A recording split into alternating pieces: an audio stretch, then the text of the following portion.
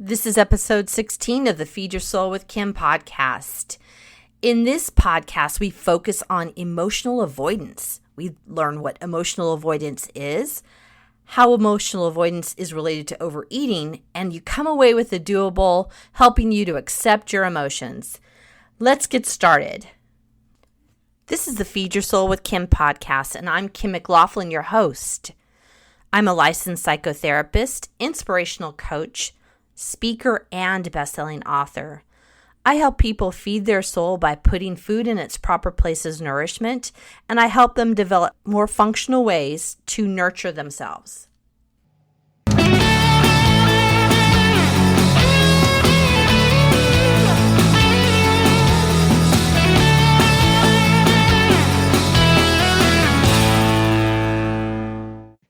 We're going to continue talking this week more about emotions, and today it's going to be about emotional avoidance.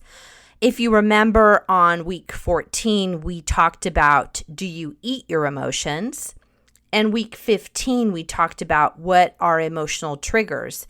With this week, we're talking about emotional avoidance, and I think that we have to really look at why we might avoid our emotions, avoid feeling them, because I think we've learned over time that it might make us safe. And I'm going to raise some ideas about why you might have emotional avoidance and then what you might do about that. We can also see, as we've been talking all these weeks about emotions, that there is this connection around emotions and food. But I think if you look at emotional avoidance, you really can see that it's connected to a bigger picture than just connected to food. When we look at emotions and emotional avoidance, we look at emotions are information. What they do is they tell you how you're doing. And it tells you, these emotions tell you what's going on inside of you.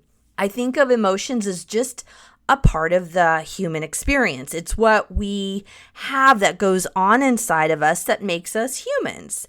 And the fact that we have to feel them and work through them is just that part of being human. It's not any different from what everybody else feels. And I think we often feel alone when we have these emotions. We think that we're the only one experiencing them. And I want to keep bringing out this idea of emotions out into the forefront because I want you to start embracing the emotions and seeing what they can mean for you, because I actually think that emotions are about information. They tell you something about what's going on for you that can help you really make some course corrections in your life, say no to people around you, maybe make peace with something that's happened in the past, because these emotions are telling you something.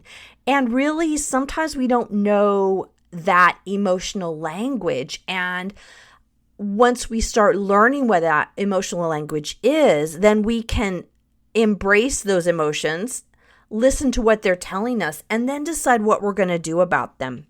I think one reason why we tend to avoid emotions is because we tend to think that they're negative. We tend to think that they're not how we want to feel, and we really want to move away from them. I think we all come up with what emotions are negative, which emotions we want to steer clear of, and everybody's different as to what they think are their emotions that they want to stay clear of. And then they also have a different opinion about what are positive emotions. I think you could actually take the negative, what are negative emotions, and you could put a quote around negative. What are quote unquote negative emotions? And then what are quote unquote positive emotions? Because there's not a universal definition that I think everybody buys into.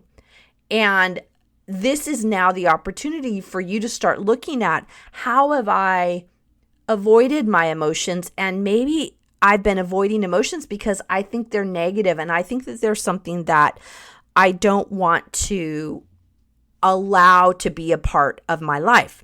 When we're let me put it this way. When we're not allowing these emotions to come through, we're not fully functioning adults. And I think fully functioning adults, we have a full range of emotions. Actually, I think children too, they have a full range of emotions. They can't always express it. Actually, they can express it more concretely than we can. But what we want to do is to look at what are each of our ideas of negative emotions. And one of the things I thought could be helpful for all of us to do is for you to look at and wonder, what are the emotions that you think are quote unquote negative emotions? What are the ones that you feel pain over, you try to avoid, you don't want to acknowledge, or you want to stand clear of? What are those? Often people will say something along the lines of their negative emotions might be anger, sadness, frustration, fear, terror, overwhelm, anxiety. Those are feelings that are negative, and then when we term them as negative, we want to avoid them and we want to steer clear of them. And so we don't embrace them. And when we're going to be a fully functioning, fully embracing human, those are part of the human experience. Then the next part is figuring out and acknowledging what are those feelings that you think are quote unquote positive feelings. What are the ones you want to go towards? And you just say, these are the only feelings I want to have. If I can't feel these positive feelings, I don't want to acknowledge any feelings at all. Often those positive feelings can be, generally it's happiness or excited or joyful or ecstatic. All those kind of feelings we will call positive, and we'll move towards those, sometimes at the expense of what we also think are negative feelings, right? Steering clear of those negative feelings. I think a question that we should ask ourselves is, why would we want to avoid those feelings? Or why would we want to avoid any feelings anyway? And I want you to think about the idea that it makes sense why you would avoid feelings that you find negative. And you probably tell yourself in one way or another that by avoiding these feelings or not embracing these feelings, you're keeping yourself safe in a certain way, emotionally safe, and you're out of emotional harm. You're out of feeling emotionally bad or sad. And you probably really decided this a long time ago, probably when you were a kid, or when there was a trauma, or when there was something that led you to feel upset or uncomfortable. And it's a decision that we've made, and then we keep allowing the world to embrace that or say that since I felt horrible when I felt so sad, that was upsetting to me and I don't like it. I don't want to feel sad anymore. And we keep that mindset and then avoid that feeling, that emotion. So why is it that we would avoid feelings? One reason might be that we have a hard time facing them, right? If we go through a long time of telling ourselves that we don't like those feelings, then it makes it harder to feel it. Over time, we begin to disown those feelings and not embrace them and not embody that feeling. So that makes it hard to face them. Another reason why we might avoid feelings is that it's hard to feel them. You know, really feeling those feelings deeply can feel so uncomfortable. I even wrote down in my notes, it said, it can feel horrible to have those deep feelings. I think about times, people call it sometimes that ugly cry, that cry that's just that deep, sobbing, sorrowful cry, that it feels painful to do that. It feels physically kind of gut-wrenching. I know anytime I've had those kind of cries, my body feels like I've kind of been punched in the stomach. My eyes get all red and I'm all upset and I feel overly tired and I feel kind of overloaded when I've had that kind of a very intense sadness. So yeah, it's hard to feel them, and it makes sense why you might want to avoid them.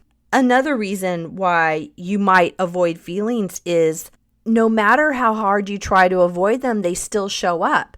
So you might be engaging in a lot of behavior and a lot of kind of trying to not have these feelings.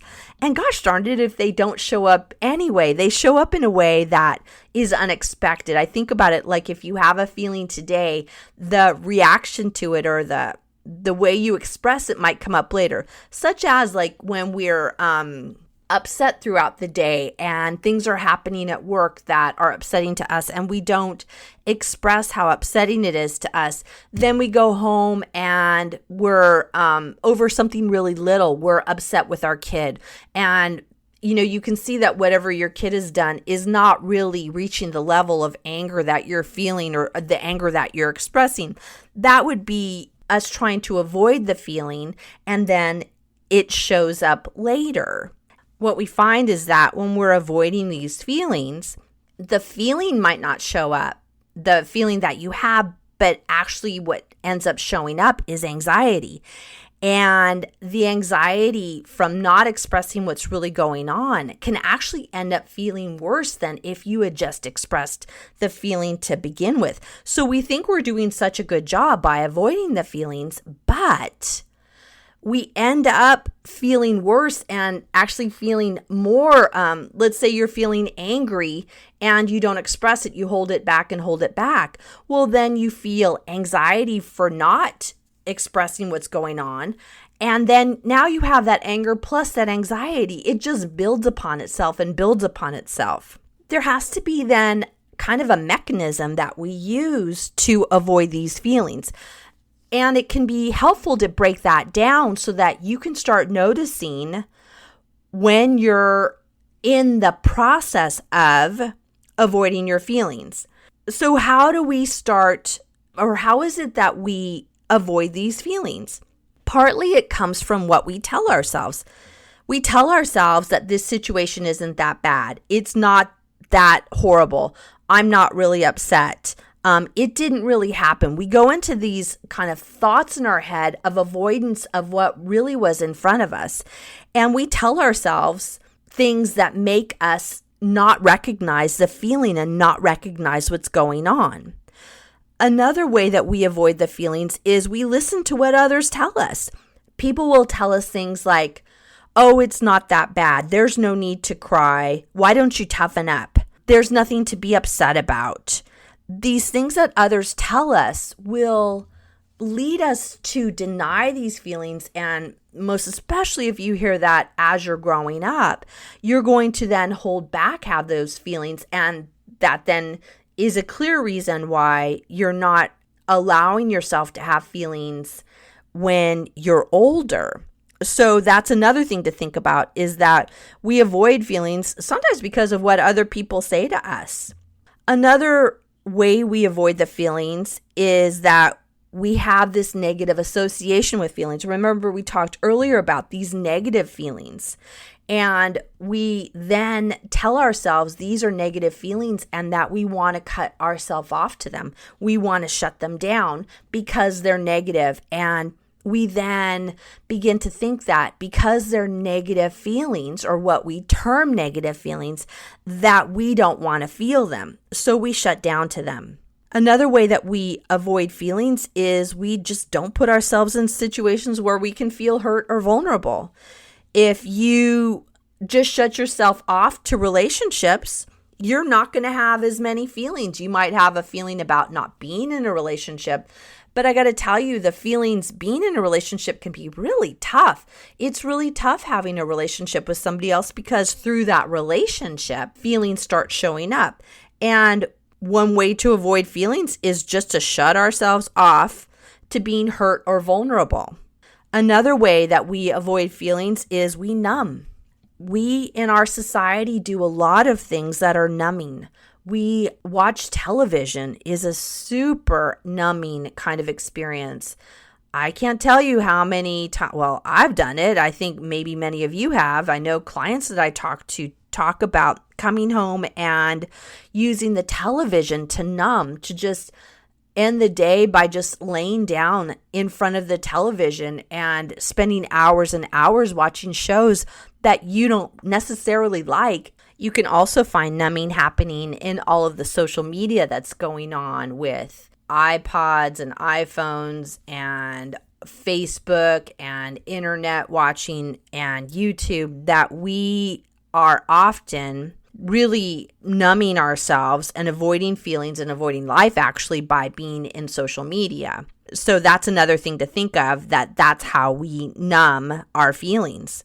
Another way we avoid our feelings, it's just telling ourselves a situation isn't true and that we didn't really see what we saw. We'll find this happens a lot in trauma and in catastrophes where there's something that happened and it's a lot of emotions that have come up, and we might tend to avoid the feeling and just tell ourselves that it's not true and how we're feeling isn't appropriate to what's going on. We have a lot of times in California here where we've had multiple cities that have been burnt down, and a lot of therapists have talked about how people have really kind of cut off from those emotions associated with those fires and having houses burnt down because it's just too painful to feel them. And that's what we're talking about, is that we're avoiding feelings. When I say that we're avoiding feelings, I'm not saying that it's not always appropriate for a certain amount of time. When we're in catastrophe or we're in trauma, there's a reason why we might shut down. But then are you then able to begin to fully feel all of those feelings? And that emotional avoidance might continue on. And that's when there's a problem. Another way that we avoid feelings is we have what I think of as anticipatory avoidance, fearing that the worst thing might happen. So you might say, what's the worst thing that could happen? And you don't like that. So you don't even engage in what you're doing because your fear is holding you back from the fear of what could happen or how you might feel in a situation. And that is a way of stopping yourself from moving forward with what actually might be to your benefit. Lastly, I think that one huge way that we avoid feelings is by overeating. And this idea of using food to numb and to begin to move off of feelings is huge. And that's obviously what I talk about a lot in this podcast.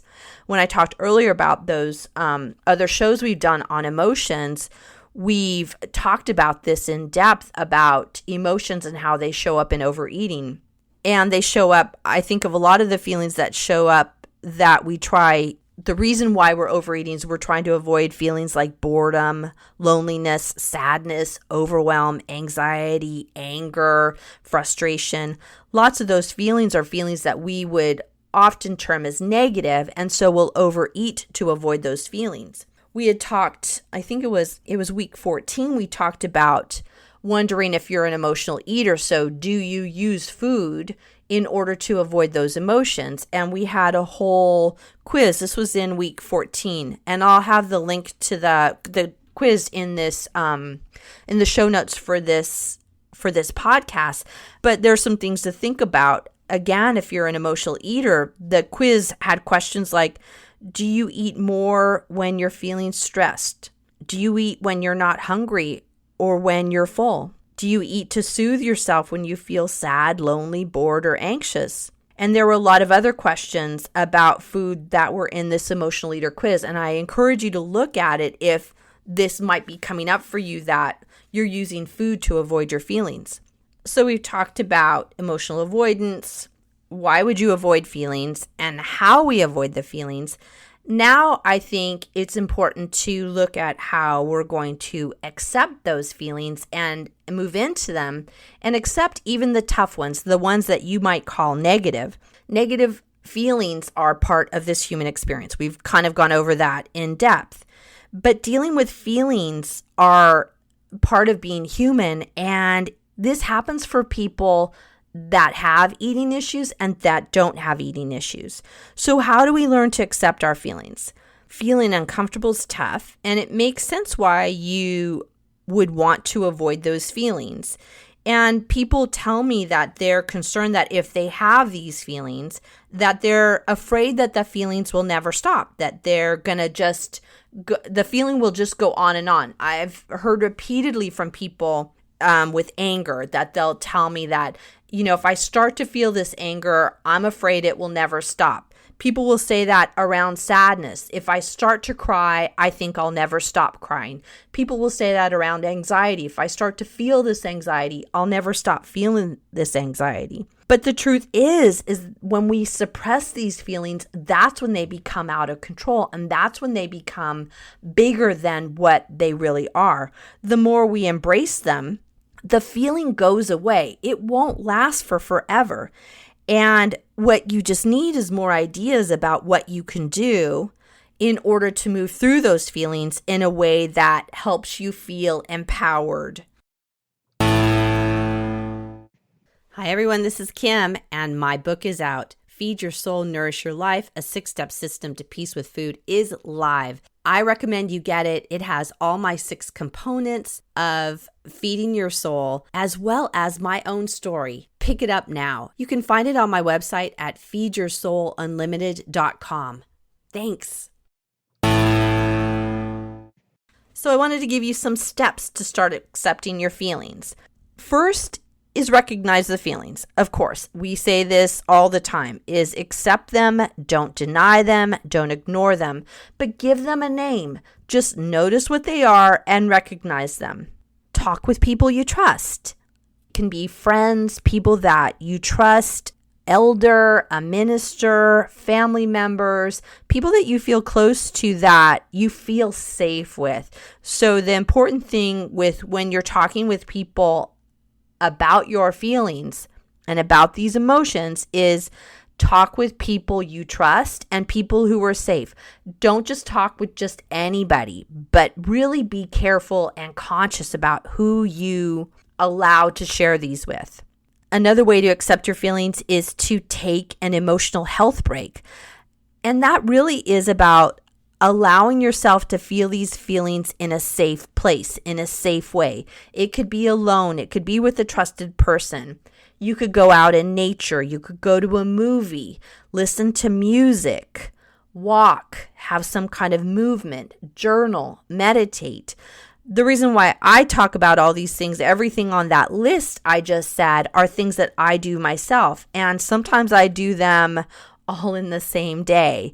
I take these emotional health breaks by going and taking a walk or going to a funny movie where I can just kind of get in touch with how I'm feeling. Sometimes actually I'll watch a sad movie in order to connect with my sadness. I do this a lot with music, is play music that expresses the feeling that's going on for me so that I can really embrace it. I also love to journal about feelings and ask myself questions in my journal about how I'm feeling and really have that dialogue to get it out and get it onto the paper.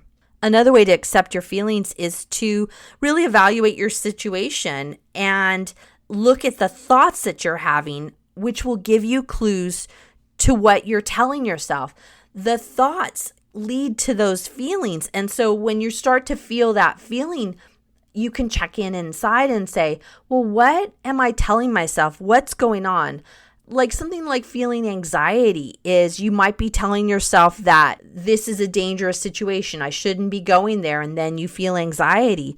Well, then once you notice the thought, then you can do something about it and wonder, am I really not safe? Is there really a reason to be anxious about it? And then what should I do about it? But those thoughts can give you a great clue about what you're telling yourself and then give you clues about what you can do about those feelings. Another way to accept your feelings is to really be kind to yourself. Be kind to yourself that you're noticing these feelings and that you're allowing yourself to be with them and to be in them. You have spent a lot of time avoiding them and a lot of time figuring out how to not let them be. And now that you're allowing them to come, it feels uncomfortable and it feels different.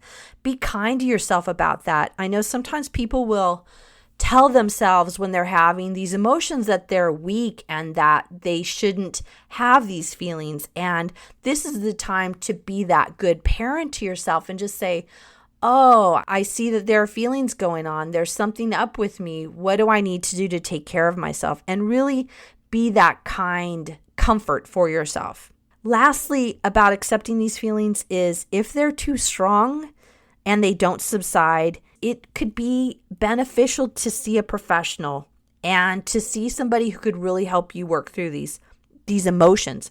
And this is where therapists are great helps to help you maneuver through these feelings. I tell people often when I talk about therapy and why I'm such an advocate of therapy is that people don't need to suffer alone. You don't need to suffer alone, and there is a way out. And talking about these feelings and embracing these feelings with somebody who can help you, who's a professional, is a great way to come through the other side and feel really good about yourself. As always, we have a doable with every podcast, and today is no different. Today, since we're focused on emotional avoidance, I'm going to challenge you this week is to start noticing more of the feelings and to utilize one of the steps that we were talking about earlier, the steps to accept your feelings. Remember the steps were recognize your feelings, talk with people you trust, take an emotional health break, reimagine the thoughts that are in your head, be kind to yourself, or seek out professional help if your emotions are too strong and they're not subsiding. These are great things to do to start now as we're talking about these emotions in order for you to feel better about yourself and feel better about your life. I'm so glad you were part of this podcast. I love talking about all of these wellness tools and ideas for emotional health and how to move through emotional avoidance. This is Kim McLaughlin with Feed Your Soul podcast. We have a new podcast every Monday. I look forward to talking with you next week. Make it a great week. Bye-bye. Thank you for joining us on the Feed Your Soul with Kim podcast. We come to you every Monday with fresh new ideas to help you end emotional eating and put food in its proper place as nourishment. Please be sure to subscribe to this podcast and review it and let us know what you think. Thank you for joining us.